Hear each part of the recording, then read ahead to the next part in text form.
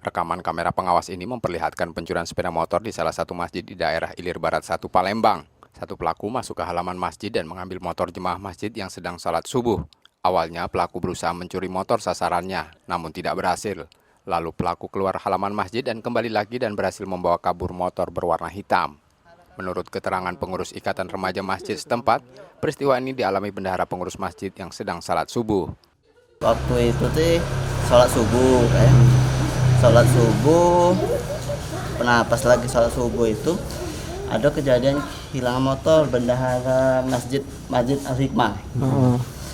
Kejadiannya itu pas nian kami sedang sholat subuh. Kalau tidak salah orangnya cuma satu, Kak, dia tuh.